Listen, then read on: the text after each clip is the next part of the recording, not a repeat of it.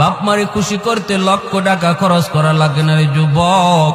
মারে বাবারে খুশি করতে বোয়াল মাছ খাওয়ানো লাগে না। মুখ বইরা আম্মা কয়া ডাক দেও, মুখ বইরা আব্বা কয়া ডাক দেও, দেখবা বাপ মার দিল খুশি হয়ে গেছি।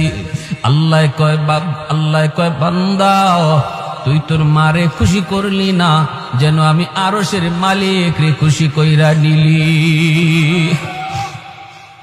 রাতের বেলা মাথায় একটু তেল লাগায় দিছো মার, বাবার পায়ের তলায় একটু তেল মালিশ করে দিছো।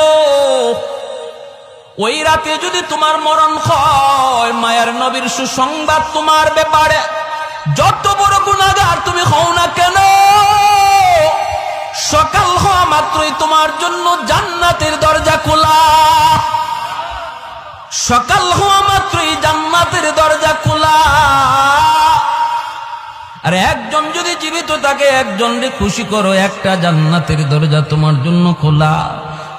এরপরে নবী বলেন, আমান আসবাহা আসিয়ান লিল্লাহি ফি ওয়ালিদাইহি আসবাহা লাহু বাবান মাফতুহান মিনান নার। আর যদি কোনো সন্তান রাতের বেলা মারে কষ্ট দেয়, বাবার কলিজায় আঘাত দিয়া রাতে ঘুমায়, অথচ বাবার কাছে মাপ চাইল না, এমন কথা বলল যেই কথায় বাবার কলিজায় লাগছে, মার কলিজায় লাগছে, এরপরও মার কাছে মাপ চায় নাই, বউ বাচ্চা নিয়ে ঘুমায় পড়ছে। মায়ার নবী দয়ার নবী বলেন, তুমি যত বড় হাজি সাবার নামাজি হও, সকাল হওয়া মাত্রই তোমার জন্য জাহান্নামের দুইটা দরজা খোলা। কিলা ইয়া রাসূলুল্লাহ ওয়া ইন যালামা। সাহাবায়ে কেরাম জিজ্ঞেস করে, ইয়া রাসূলুল্লাহ এত বড় কথা, যদি কোনো মা কোনো বাবা সন্তানের সাথে জুলুম করে, যদি কোনো সন্তানের উপরে বাপ মা জুলুম করে, তিনটা সন্তানের ভিতরে দুইটারে মায়া করে, একটারে কম মায়া করে, অথবা সম্পত্তি বন্টন করার সময় একজনরে কম দিছে আর একজনরে বেশি দিছে, এইভাবে যদি কোনো মা বাবা কোনো সন্তানের উপরে জুলুম করে গো নবী, তবুও কি সন্তান বাপ মার সাথে ভালো আচরণ করবে? এই প্রশ্ন যখন মায়ের নবীকে করলেন সাহাবী, আমাদের অনেকেরই মনে এই প্রশ্ন থাকতে পারে। আমাকে অনেকে ফোন দিয়ে এই কথাটা জিজ্ঞেস করে, হুজুর বাবা তো আমাকে ঠকাইছে, ভাইরে ভালো ভালো জমি দিছে, আমাকে জমি ভালো দেয় নাই, ভাইয়ের সন্তানকে বেশি আদর করে, আমার সন্তানরে কম মায়া করে, এইভাবে দুই চোখে দেখে, তবুও কি আমি মারে খাওয়াবো, তবুও কি আমি বাবারে খাওয়াবো? আমি বললাম, ভাই জবাবটা আমি দেব না, জবাবটা আমার মায়ার নবী দিছেন। সাহাবীরা একই প্রশ্ন করলেন, নবী জবাব দিলেন, ওয়া ইন যালামা ওয়া ইন যালামা ওয়া ইন যালামা। নবী তিনবার বলেছেন, যদি বাপ মা জুলুম করে তবুও সন্তান জুলুম করতে পারবে না, ভালো আচরণ করতে হবে। একমাত্র কারণ হলো তিনি আমার মা, একমাত্র কারণ তিনি আমার বাবা, একমাত্র কারণ তিনি আমার বাবা, তিনি আমার মা। তার উসিলায় আমি দুনিয়া দেখেছি, তার উসিলায় আমি বড় হয়েছি, তার উসিলায় আমি আজকে ম্যাজিস্ট্রেট, তাদের উসিলায় আজকে আমি ডাক্তার, তাদের উসিলায় আজকে আমি শিল্পপতি। আল্লাহ পাক খালিক আর মালিক, বাপ মা হলো উসিলা, ঠিক কিনা জোরে বলেন? এজন্য আল্লাহ পাক রব্বুল আলামিন পবিত্র কোরআনের সূরাতুল লুকমানের মধ্যে তিনি বলেন, আনিশকুরলি ওয়ালি ওয়ালিদাইক, আমি আল্লাহর শুকরিয়া আদায় করো, সাথে সাথে তোমরা তোমাদের মা বাবার শুকরিয়া আদায় করো, সাথে সাথে বলছেন বাপ মার শুকরিয়া আদায় করো, কারণ আমি খালিক আর মা বাবা তোমাদের দুনিয়া আসার উসিলা। অতএব যখনই আমি আল্লাহর শুকরিয়া আদায় করবা খালিক হিসাবে, তখনই সাথে সাথে বাপ মার শুকরিয়া আদায় করো তারা দুনিয়ায় আসার উসিলা হিসাবে। এই যে মুর্দেগান আজ আমাদের কাছ থেকে বিদায় নিলেন, আমাদের কাছে তাদের কোনো পাওনা আছে কিনা? আমরা যে তাদের রুহের মাগফিরাত কামনা করব, কোন তরিকায়, কিভাবে তাদের জন্য আমরা উপকার করব, এই বিষয় নিয়ে আমি কিছু কথা বলবো ইনশাআল্লাহ। আল্লাহ যদি আমাকে তৌফিক দান করেন, সবাই বলি আমিন। মুআজ্জাজ হাজিরিন, বনু তামিম গোত্র মদিনার একটি প্রসিদ্ধ গোত্রের নাম। এই বনু তামিম গোত্রের এক যুবক আল্লাহর নবীর কাছে একটা প্রশ্ন নিয়ে হাজির হলো। প্রশ্নটা হলো, ইয়া রাসূলুল্লাহ, আমি একটা কথা জানার জন্য আপনার কাছে এসেছি। নবীজি বলেন, কি কথা বলো? এই কথা বলার আগেই যুবকের চেহারা ফ্যাকাশে হয়ে গেল, যুবকের চোখে পানি জমে গেল, সে কান্না শুরু করল। নবীজি বলেন, বলো তোমার কি কথা বলো। তখন বলতেছি, ইয়া রাসূলুল্লাহ, আমার জিজ্ঞাসা হলো, মানুষ মারা যাওয়ার পর ওই মৃত ব্যক্তির জন্য আমরা যারা জীবিত, আমাদের পক্ষ থেকে কোনো খেদমত করার সুযোগ আসেনি। আমরা তো জীবিত মানুষের খেদমত করি, কিন্তু ওই যুবক নবীজির কাছে প্রশ্ন রাখলো, মৃত মানুষের জন্য খেদমতের কোনো ব্যবস্থা আছে কিনা। নবীজি বললেন, কেন বলো। এই কথা বলতেই বলে, ইয়া রাসূলুল্লাহ, আমি একজন অসহায় এক যুবক, আমি আমার মা বাবার গর্ভে একমাত্র সন্তান। আমার মা আমার বাবা বড় কষ্ট করে আমাকে লালন পালন করেছেন। অভাবী সংসার, বাবা দিন আনতেন, দিন খাইতাম। কখনো বাবা যদি কাজে বের হতে না পারতেন, তাহলে এই দিন উপাস থাকতে হতো। আমি কত দেখেছি, মা নিজের খানাটা আমাকে খাওয়াইছেন, মা উপাস ছিলেন। আমি কত দেখেছি আমার বাবা উপোস ছিলেন, শেষ বয়সে চিকিৎসার অভাবে মারা গেলেন। কিন্তু ইয়া রাসূলুল্লাহ, আমি কোনোই উপকার করতে পারলাম না। আমার কাছে তখন টাকা পয়সা ছিল না, আমি উপযুক্ত হয়েছি, টাকা পয়সা কামানোর কোনো সুযোগ আমি পাই নাই। চোখের সামনে সে অভাব আর কষ্ট আর কান্না নিয়েই আমার আম্মা আমার আব্বা দুজন কবরে চলে গেলেন। আমি কোনো খেদমত করতে পারি নাই, কোনো খেদমত করতে পারি নাই। এই ধরনের আমাদের মধ্যে আসেনি না? নাই, আছে। যুবক বলতেছে, ইয়া রাসূলুল্লাহ, এখন আল্লাহ আমাকে অনেক সম্পদ দিছে, আমি এখন প্রচুর সম্পদের মালিক, টাকা পয়সার কোনো অভাব নাই, কিন্তু আমারই টাকা দিয়ে কার খেদমত করব? যার খেদমত করার ছিল সে তো নাই, তারা তো নাই। ওগো নবীজি, এখন আমি শুধু রাতের বেলা কান্না করি, চোখের পানি জড়ায়, মার সে অভাবের দৃশ্য দেখা, মার কষ্টের কথা চিন্তা কইরা, বাবার কষ্টের কথা চিন্তা করে, যে আজ আমি চাইলে আমার আম্মাকে আমার আব্বাকে যত বড় ডাক্তার হোক তারে দেখাইতে পারতাম, মাকে একটা ভালো শাড়ি কিনে দিতে পারতাম, আব্বারে একটা ভালো লুঙ্গি কিনে দিতে পারতাম। যখন মা বাবা দুনিয়া ছিল তখন আমার তৌফিক ছিল না, আর এখন আল্লাহ আমাকে তৌফিক দিছে, কিন্তু সুযোগ কেড়ে নিয়েছে, মা বাবা কবরে শায়িত। ইয়া রাসূলুল্লাহ, ওগো নবীজি, আমি জানতে চাই, আমি কি আমার আম্মা আব্বাকে কোনো খেদমত করার সুযোগ আছে? এই কথা বইলা যুবক কানতেছে। যুবকের কান্না দেখে আমার আপনার রহমতের নবীও কান্না শুরু করে দিয়েছে। কারণ নবীজি তো মা বাবার কথা শুনলে এমনিতেই নরম হয়ে যান। কারণ জন্মের আগেই তো আমার আপনার নবী বাবা হারাইছেন, বুঝ হওয়া মাত্রই মা হারাইছেন, মার খেদমতের সুযোগও নবী পান নাই, বাবাকে তো চোখেই দেখেন নাই। আব্বা ডাক্তার ভিতরে কত মজা আমার আপনার নবী তা জানেন না। বাবা ডাক দিলে কত মজা লাগে সেটা নবী বুঝতেন না।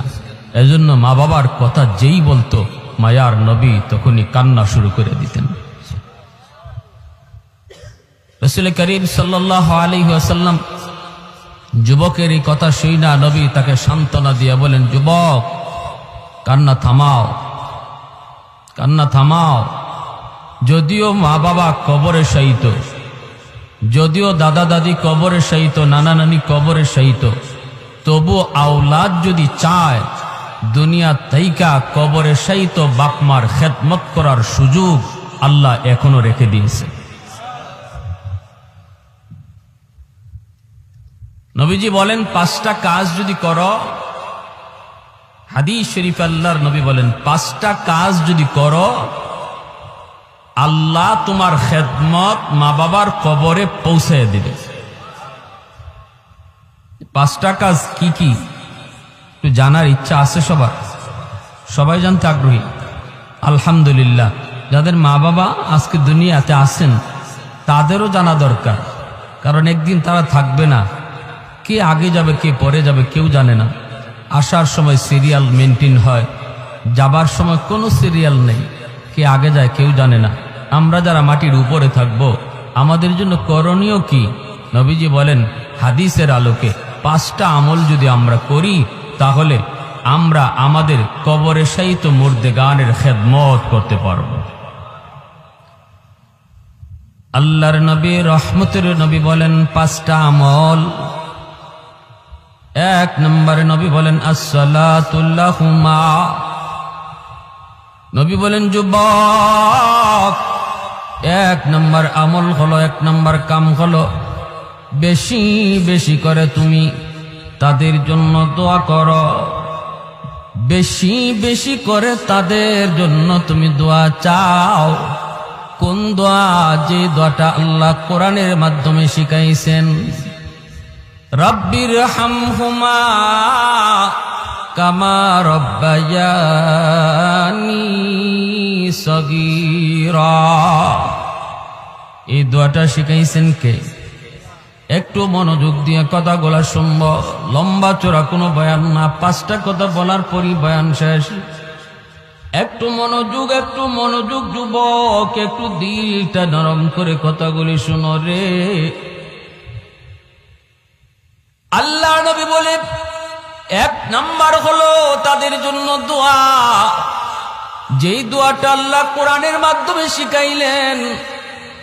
আল্লাহ নিজে বলেন তুমি যদি তোমার বাপ মার জন্য দোয়া করতে চাও আমি আল্লাহর কাছে, তাহলে এইভাবে দোয়া করো।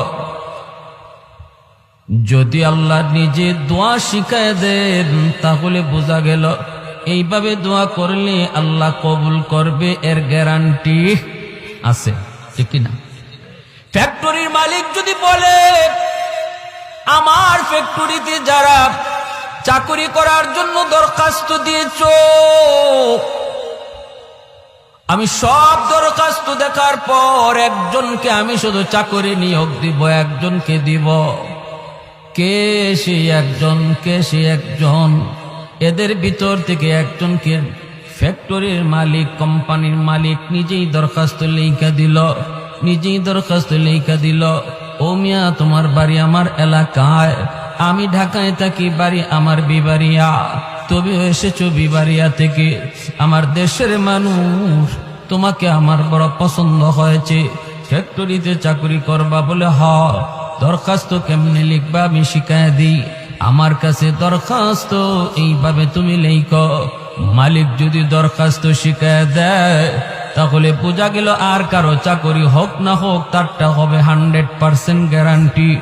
ঠিক তদ্রুপ আল্লাহ পাক কয় তোমরা যারা মার জন্য বাবার জন্য দোয়া করো রে, নিজের থেকে দোয়া করা লাগবে না, আমি আল্লাহ বলে দিই এইভাবে আমার কাছে চাও।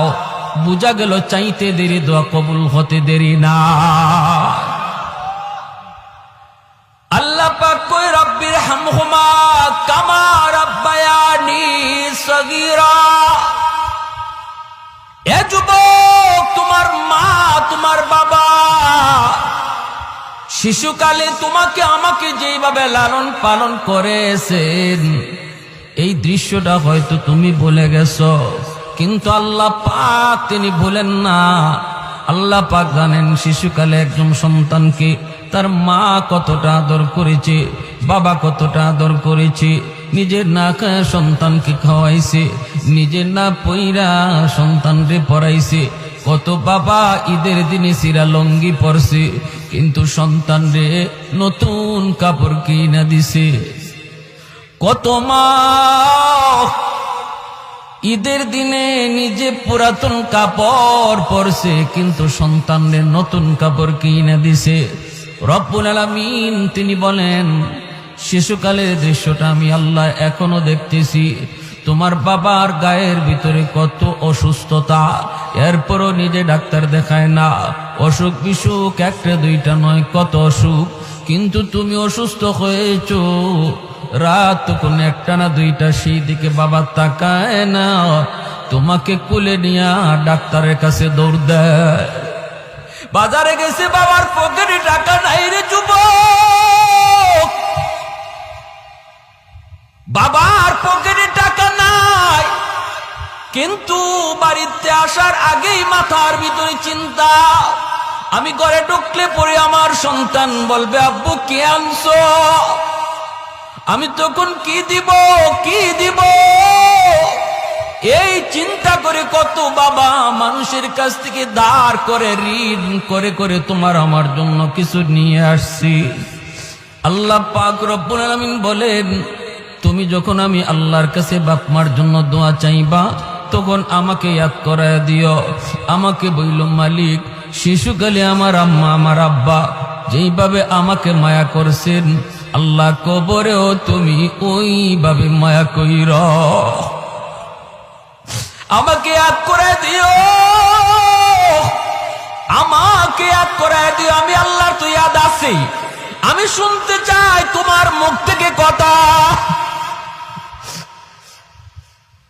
এজন্য আল্লাহ নবী রহমতের নবী বলেন, এ দুনিয়ার সন্তানের দল, বাবাকে চোখে দেখি নাই, মার খেদমত করার সুযোগ পাই নাই।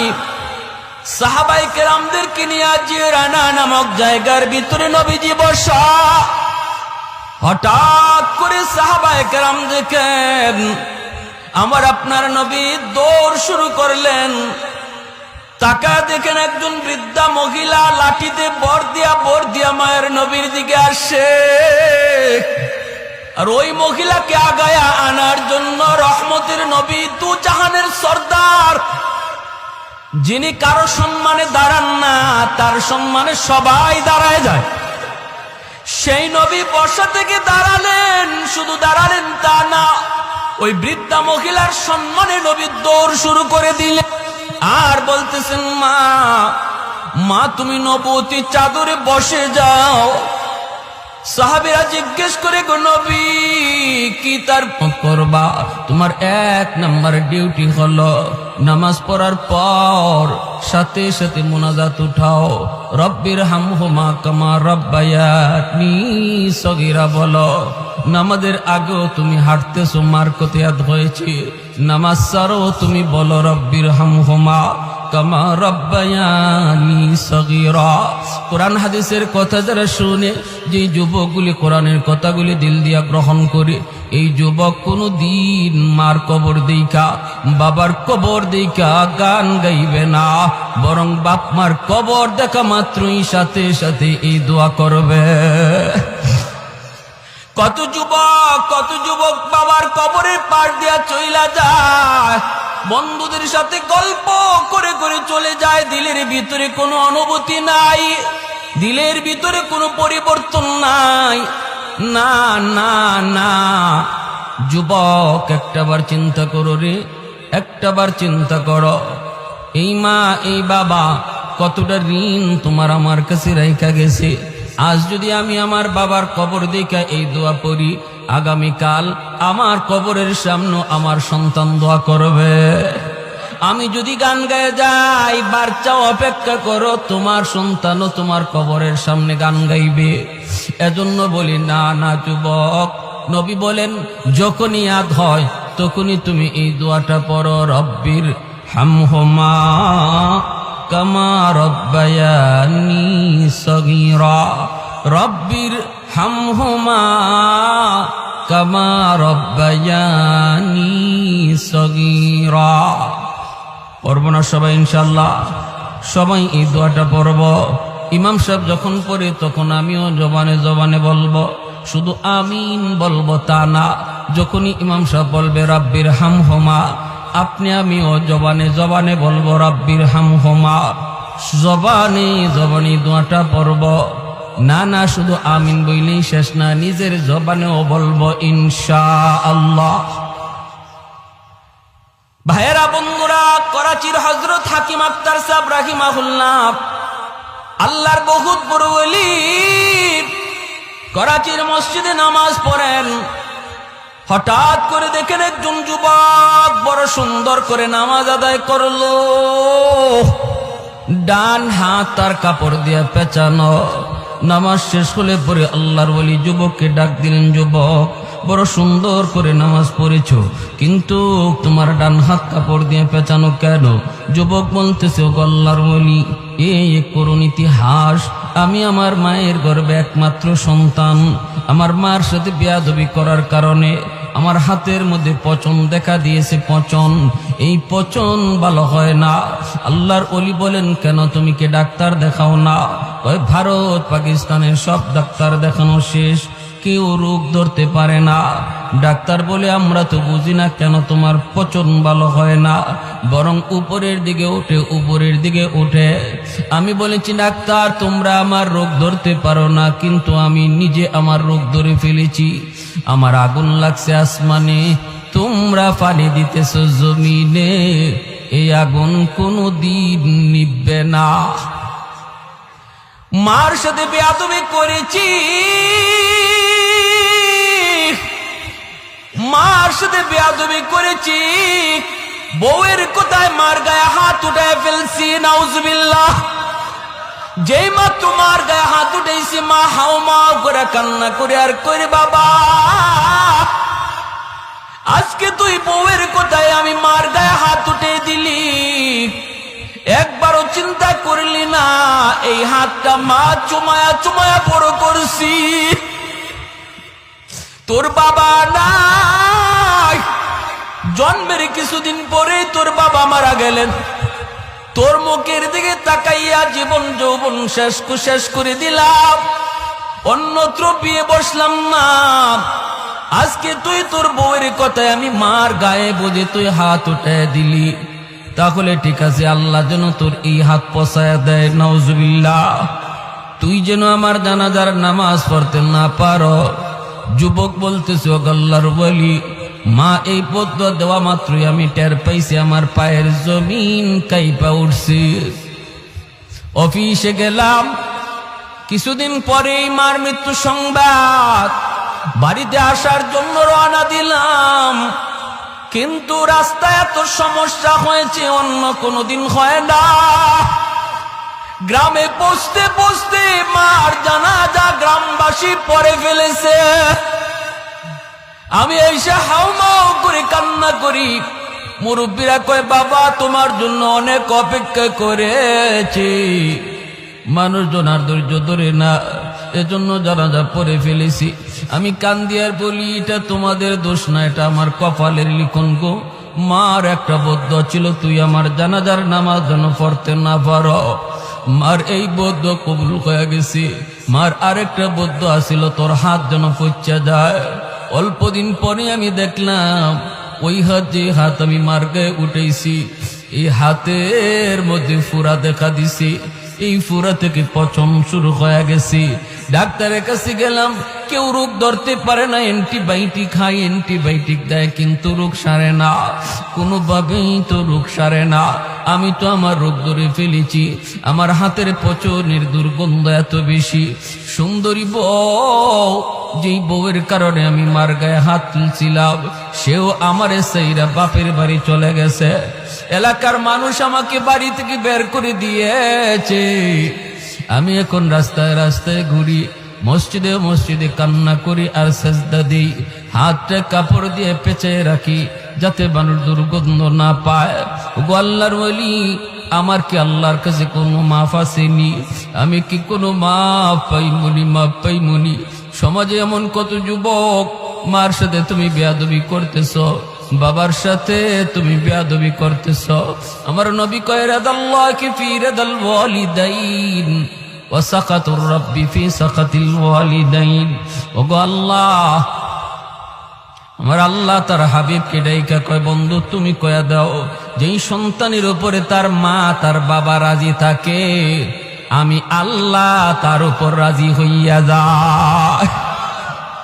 আর যেই সন্তানের উপরে বাপ মা নারাজ, হজ কইরাও আমাকে রাজি করাতে পারবে না, তাহাজ্জুদ পড়াও রাজি করাতে পারবে না, মসজিদ বানায় দিয়েও আমাকে রাজি করাইতে পারবে না যদি বাপ মা রাজি না থাকে। আর যদি বাপ মা রাজি থাকে আল্লাহ বলে আমি রাজি হইয়া যাই। এজন্য রে যুবক, কার গায়ে হাত উঠাইতেছো, কারে বকা দিতেছো? নবীজি বলেন, মান আসবাহা মুতিআন লিল্লাহি ফি ওয়ালিদাইহি আসবাহা লাহু বাবান মাফতুহান মিনাল জান্নাহ। কোন সন্তান যদি রাতের বেলা মারে বাবারে খুশি কইরা ঘুমায়, মা তার উপরে খুশি, বাবা তার উপরে খুশি, ওই অবস্থায় যদি যুবক রাতের বেলা ঘুমায়, নবী বলেন সকাল হওয়া মাত্রই তার জন্য আল্লাহ পাক জান্নাতের দুইটা দরজা খুলে দেয়। ফাইন কানা ওয়াহিদান ফাওয়াহিদা, নবী বলেন যদি একজন জীবিত থাকে আর একজনকে খুশিরা কইরা সে রাতে ঘুমায়, মার সাথে বইসে একটু গল্প করলো, মার সাথে বইসে একটু পরিবারের কথা নিয়ে কথা বলল, মাকে একটু হাসাইলো, মার একটা পান বানায়া দিল, ঘুমাইবার সময় মার মাথা একটু তেল মালিশ করে দিল, বাবার পায়ের তলায় একটু তেল লাগায় দিল, বাবার কলিজাটা খুশি হয়ে গেল। এজন্য আল্লাহ নবী বলেছেন, যুবক এক নাম্বার কাম হলো যখনই মার কথা বাবার কথা ইয়াদ হবে এই দোয়াটা পড়বা, আর এই দোয়াটা পড়া মাত্রই সাথে সাথে পড়তে দেরি আল্লাহ পাক তোমার বাপ মার কবরে খেদমত পৌঁছাইতে দেরি হবে না। 2 নম্বরে নবী বলেন, ওয়াল ইস্তিগফারু লাহুমা, মার জন্য বাবার জন্য তুমি সাধ্যমতো দান করো, সদকা করো, মসজিদ মাদ্রাসায় দান করো, অভাবী মানুষকে দান করো। মার আত্মীয় অভাবী, বাবার আত্মীয় অভাবী, অভাবী মানুষকে তুমি দান করো। যখনই তাদের নামে তুমি দান সদকা করবা, সাথে সাথে আল্লাহ পাক তোমার মা বাবার কবরে তোমার খেদমত পৌঁছে দিবে। 3 নম্বরে নবী বলেন, ইনফাযু আহদিহিমা মিন বাদিহিমা, মা বাবার যদি কোনো মানুষে যদি তোমার মার কাছে বাবার কাছে কোনো পাওনা থাকে, কারো ঋণ লইয়া যদি মা কবরে যায় থাকে, বাবা কবরে যায় থাকে, নবী বলেন 3 নম্বর হলো বাবার ঋণ পরিশোধ করো। যখনই তুমি বাবার ঋণ পরিশোধ করবা, সাথে সাথে বাবার কবরে তোমার খেদমত পৌঁছায় দিবে কে? আর একটু জোরে বলেন কে? আর একটু জোরে বলেন কে? বাবার ঋণ তুমি পরিশোধ করবা, পৌঁছে দিবে আল্লাহ তোমার খেদমত। ভাইয়েরা, বন্ধুরা, প্রতিবেশীর হক নষ্ট করেছে তোমার বাবা, তুমি জানো 1 হাত 1.5 হাত জায়গা বাবা জোর দখল করে নিয়েছে। তোমার বাবার গায়ে শক্তি ছিল, তারপর পরিবারও বড় ছিল, গোষ্ঠীও বড় ছিল, এজন্য জমি দখল করেছে। তুমি জানো, যদি আজকে তুমি বাবার কবরে খেদমত পৌঁছাইতে চাও, গরু জবাই করে জিয়াফত পরে করো, আগে ওই 1 হাত জায়গা ফেরত দিয়া দাও, সাথে সাথে আল্লাহ পাক বাবার কবরে খেদমত পৌঁছে দিবে। তোমার ফুফুদের পূর্ণ হক নষ্ট করেছে, তোমার আব্বা তোমার ফুফুদের হক দেয় নাই, তোমার প্রতি দরদি হইয়া, তোমার প্রতি দরদি হইয়া, সন্তানের ভবিষ্যতের কথা চিন্তা কইরা বোনদের হক অনেক ভাইয়েরাই নষ্ট করে। বোনের জমি দেয় না, অথচ বোনের যে অংশ আছে অংশটা ধার্য করেছেন কে? আর একটু জোরে বলেন কে? খালি জমি জমানা বাড়িও আসতে মাতেন দিয়ে। আপনাদের সমাজে এই কথার প্রচলন আছে নাকি? কয় বাড়িও লই দিবি, বাড়ির অংশ লই দিবি। যত ব্যক্তিতে বাপের বাড়ি থেকে বাড়ির অংশ নিছে, সাথে সাথে বাপের কবর ফাইটে গেছে। নাউজুবিল্লাহ, জোরে কম ডর লাগায়, বন্ডে ডর লাগায়। আবার কয় বাড়ির অংশটা লই যাইবি, বেড়াইতে আইবি না? তো বেড়াইতে আইবি না, ভাইয়ের বাড়িতে বেড়াইতে আইবি না, সব লইয়া গেলে বেড়াইবে কই? তাহলে বোঝা যায় বেড়ানি যাইতে হইলে আগে জমি রাখা লাগে। এখন যদি জিজ্ঞেস করে কেউ যে তুমি যে তোমার শালির বাড়িতে বেড়াইতে যাও, তুমি যে তোমার সম্বন্ধীর বাড়িতে বেড়াইতে যাও, এখানে কয়েকের জায়গা আগে জমা রাখছো? বোনের ব্যাপারে যে বলো যে তুই ভাইয়ের কাছ থেকে সব সম্পদ যদি লইয়া যাস, তাহলে বেড়াইতে আইবি না। তুমি যে অন্যত্র বেড়াইতে যাও অথবা বোনের বাড়িতেও যাও, মাঝে মাঝে যাও, বোনের ওখানে তুমি কয়েকের জমি রাখছো? কথা ঠিক কিনা ধরে বলেন? এই ধরনের ধোঁকাবাজি কথা বইলা যারা বোনের হক দিচ্ছেন না বা দেয় না, মনে রাখবা তুমি যত বড় হাজি হও, যত বড় গাজী হও, কবরে যাওয়া মাত্রই আগুন শুরু হইছে। আর এই আগুন নিবানোর একমাত্র পথ, তার সন্তান যদি চায় যে বাবার কবরে আগুন নিবাই, যদি সন্তানটারে দিন শিখায় থাকো, সন্তানের অন্তরে আল্লাহর ভয় ঢুকায় যাও, যদি সন্তানরে আল্লাহর পরিচয় শিখায় যাও, আখিরাতের ফিকির তার অন্তরে ঢুকায় যাও, তাহলেই শুধু বাঁচার একমাত্র পথ। এই সন্তান যদি মনে করে আল্লাহ আমার আব্বার কবরে আগুন নিবানো দরকার, সেই শুধু পারে এই অংশটা ফেরত দিবে, ফুফুদেরকে ডাকবে, ফুফু না থাকলে ফুফাতো ভাই বোনরা ডাকবে, দেখকে বলবে তোমাদের যে অংশটা আছিল পুরাপুরি লইয়া যাও, পুরাপুরি দিয়া দিবে।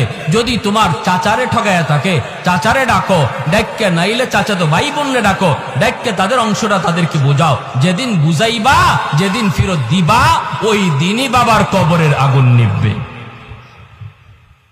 কথাটা শক্ত হয়ে গেছে কি ভাই? অসুবিধা হইতেছে আপনাদের? এর আগে 10টা গরু জবাই করে জিয়াফত করলেও কবরের আগুন নিববে না, কবরের আগুন নিববে না। আরেকজনের হক নষ্ট কইরা তুমি কবরে যাবা, আর এই হক ফেরত না দিয়া তোমার সন্তান 10টা গরু জবাই কইরা জিয়াফত করছে, লাভ নাই। এজন্য আল্লাহ নবী বলে, যুবক, যদি তুমি তোমার মা বাবার খেদমত করতে চাও, তাহলে 3 নাম্বার কাজ হলো, মা বাবার কাছে যদি কোনো ঋণ থাকে কারো, তারা যদি ঋণ লইয়া কবরে যায় থাকে অথবা কারো হক নষ্ট কইরা কবরে যায় থাকে, সেই হকটা তুমি দ্রুত ফেরত দাও, সাথে সাথে তোমার খেদমত কবরে পৌঁছায় দিবে কে? আল্লাহ। কি ভাই অসুবিধা হইতেছে? কথাগুলা জানার দরকার আসেনি না নাই? 4 নম্বরে আল্লাহর নবী বলেন, সিলাতুর রাহমিল্লাতি লা তুসালু ইল্লা বিহিমা। আল্লাহর নবী রহমতের নবী বলেন, যুবক, 4 নাম্বার হলো তোমার মার যাদের আত্মীয় স্বজন আছে, মা দুনিয়ায় নাই কিন্তু মার আত্মীয় স্বজন এখনো দুনিয়ায় আছে। যেমন মামা মায়ের আত্মীয়, খালা মামার মায়ের আত্মীয়, নানা মায়ের আত্মীয়, নানি হলো মায়ের আত্মীয়, খালাতো ভাই বোন মায়ের আত্মীয়, মামাতো ভাই বোন তোমার মায়ের আত্মীয়। মাছকে কবরে যদি তুমি মায়ের কবরের আগুন নিবাইতে চাও অথবা কবরে খেদমত পৌঁছাইতে চাও, নবী বলেন তাদের রক্তের মানুষের সাথে সুসম্পর্ক রাখো। মামাতো ভাই বোনকে ডাকো, খালাতো ভাই বোনকে ডাকো, ওদের বিপদে তুমি পাশে যায় দাঁড়াও। যখনই তুমি একটা ফোন দিয়ে কইবা, কিরে ভাই কেমন আছো, কেমন আছো, নবী বলেন যেন তুমি কবরে ফোন লাগাইছ। মার কবরে তোমার ফোন লাগাই দিবে আল্লাহ। তুমি ফোন দিছো মায়ের রক্তের মানুষ কেমন আছে, কিন্তু আজকে আমাদের চিত্র হলো এমন, নিজের মানুষ পর হয়ে যায়, পর আপন হয়ে যায়। ঠিক কিনা জোরে এখন? আজকে পর আপন হয়ে যায়, আপন পর হয়ে যায়। মামা চিকিৎসার অভাবে মারা যায়, বাগনা খবর নেয় না। মার নামে গরু জবাই করে, কিন্তু মামা অসুস্থ। হাদিস জানি না, আমার নবীর কথা জানি না, বিদায় আমরা বুঝি না, আমল করি না। মায়ার নবী দয়ার নবী বলেন, যুবক, একজন যুবক আমার নবীর সামনে শুধু দাঁড়ানো, আর রহমতের নবী সরওয়ারে দু জাহান তিনি ওয়াজ করেন। বক্তা হলেন একজন, শ্রোতা হলেন একজন। নবী 4 নম্বরে বলেন, বাবা তোমার দুনিয়াতে আজকে জীবিত নাই, কিন্তু বাবার আত্মীয় স্বজন দুনিয়ায় আছে, দাদা আছে, দাদি আছে, চাচা আছে, চাচি আছে, ফুফু আছে, ফুফা আছে, ফুফাতো ভাই বোন, এরা হলো তোমার বাবার রক্তের মানুষ। এরে যুবক, যদি বাবার কবরে তুমি খেদমত পাঠাইতে চাও, বাবার রক্তের মানুষগুলির খবর নেও, এদের সুখে দুঃখে তুমি পাশে থাকো, সাথে সাথে আল্লাহ পাক তোমার খেদমত বাবার কবরে পৌঁছায় দিবে কে? আমরা সপ্তাহে অন্তত একবার ফোন করতে পারি। আরে ভাই, ফোন দিলেই যে টাকা দেওয়া লাগবে তা তো না, ঠিক না? মাসকে মাস চলে যায়, ভাতিজা চাচার খবর নেয় না, ভাগনা মামার বাবার খবর নেয় না। সপ্তাহে অন্তত একবার যদি ফোনের ব্যবস্থা করি। এখন তো একটা সুযোগ হয়ে গেছে, একটা সুযোগ, ফোনের কারণে বাড়িতে যাওয়া লাগে না। টেলিফোনে যেমন কিছু ক্ষতি আছে, লাভও আছে। এই লাভটা তো আছে, আমি ডায়েরির মধ্যে আমার মায়ের আত্মীয় স্বজন যারা, তাদের নাম আমি ডায়েরিতে লিখতে পারি। এই ডায়েরির ডান দিকে আমি তাদের মোবাইল নাম্বারটা উঠায় রাখলাম। বাবার আত্মীয় স্বজন কারা কারা জীবিত, এদের নাম ডায়েরিতে আমি লিখলাম। ডান দিকে মোবাইল নাম্বারটা সংগ্রহ করে রাখলাম, আর উপরে লিখে রাখলাম সপ্তাহে একবার ফোন দিব, সপ্তাহে একবার ফোন দিয়ে খবর নিব। ভাইরে মনে রাখবা, এটা বহুত বড় হাদিসের উপরে আমল তোমার হয়ে যাইতেছে রে। যখনই বাবার আত্মীয় চাচারে তুমি ফোন দিলা, নবী কয় যেন বাবার কবরেই তুমি ফোন লাগাইছ। ভাইরে কত সুন্দর আমল নবী বুঝা দিতেছেন যুবককে। আজকে আমাদেরও জানা প্রয়োজন। আজকে আপনারা যারা গ্রামবাসী এত সুন্দর মাহফিলের আয়োজন করেছেন আপনাদের মধ্যেখানে রুহের মাগফিরাতের জন্য, কি করবেন তাদের জন্য, করণীয় কি, কথাগুলো একটু মনোযোগ দিয়ে শুনেন। এরপরে মায়ার নবী দয়ার নবী বলেন 5 নম্বর, ইকরামু সাদিকিহিমা মিন বাতিহিমা। নবী বলেন বাবার যারা বন্ধু বান্ধব তাদের সাথে তুমি সুসম্পর্ক রাখো, তাদের সাথে খোঁজখবর রাখো, তাদেরকে দেখলে তুমি শ্রদ্ধা কইরো। বাবা যাদের সাথে চলতো, বাবার বয়সের মানুষ যাদের সাথে বাবা চলতো রে, ওই মানুষগুলাকে পাইলে পরে বাবার মতো শ্রদ্ধা কইরো, সালাম দিও। আর বইল চাচা আব্বা থাকতে কত বাড়িতে আসতেন, আজকে আমার বাবা নাই, এজন্য বাড়িতে আসেন না। চাচা একটু বইসা যান, এক কাপ চা খায়া যান, পাইলে বাজারে পাইছো একটু ধরো আদর করে একটা চা খাওয়া দাও, একটা পান খাওয়া দাও, এতটুকু তুমি তার খোঁজ খবর নেও। মায়ার নবী দয়ার নবী বলেন যখনই বাবার কোনো বন্ধুরে পায়া বাবার মতো শ্রদ্ধা করবা, সাথে সাথে তোমার বাবার কবরে খেদমত পৌঁছায় দিবে আল্লাহ। মাছ কি দুনিয়ায় নাই, কিন্তু মার বান্ধবী আছে, মার সমবয়সের মহিলা আছে, পাইছো বলতেছো চাচি একটু বাড়িতে উঠেন, এক কাপ চা খেয়ে যান। ঈদের সিজনে মা যেই মহিলাদের সাথে চলতো, এমন গরিব একটা মহিলা দেইকা নতুন কাপড় কিনে দেন। মায়ার নবীর বাসায় যেন তুমি তোমার মার এই নতুন কাপড় কিনে দিছ। এইভাবে আল্লাহর নবী যুবককে একটা ওয়াজ করলেন আর বললেন 5টা আমল যদি করো, যখনই সন্তান বাপ মার নামে এমন কোন দান সৎকা করে, এমন কোন ভালো আমল করে, আল্লাহ কেমনে সাথে সাথে পৌঁছায়। জুনাইদ বাগদাদী রহমতুল্লাহি আলাইহি তিনি ঘুমাইছেন, স্বপ্নে দেখেন একজন মানুষ, চেহারাটা জাহান্নামী চেহারা, কানতেছে, কালো কুৎসিত, আযাবের চিহ্ন তার চেহারার মধ্যে রয়েছে। জুনাইদ বাগদাদী রহমতুল্লাহি আলাইহি বলেন কে গো, কি তোমার পরিচয়? লোকটা বলতেছে হুজুর আপনি আমাকে চিনবেন না, আমি আপনার এলাকারই একজন মানুষ, বহু আগে আমার মরণ হয়েছে, কিন্তু কবরে আমি শান্তিতে নাই, কবরে আমি শান্তিতে নাই গো, কবরের মধ্যে আমি আযাবে আছি। আমার দুনিয়াতে কোনো সন্তান নাই, আছে শুধু একটা মেয়ে সন্তান। আমার আল্লাহ আমাকে জানাইছে আমার মেয়েটা যদি আমার জন্য আল্লাহর কাছে কোনো ভালো কাজ করে, এই উসিলায় আল্লাহ আমাকে মাফ করে দিবে। আমার নামে যদি সদকা করে, আমার নামে যদি কোনো ভালো কাজ করে, আল্লাহ আমারে মাফ করে দিবে। কারণ সন্তান যখন বাপ মার জন্য কোনো ভালো কাজ করে অথবা দোয়া করে, সন্তানের জন্য বাপ মায়ের দোয়া করলে যেমন সরাসরি কবুল, সন্তানও যদি বাপ মার জন্য দোয়া করে এই দোয়াও সরাসরি কবুল।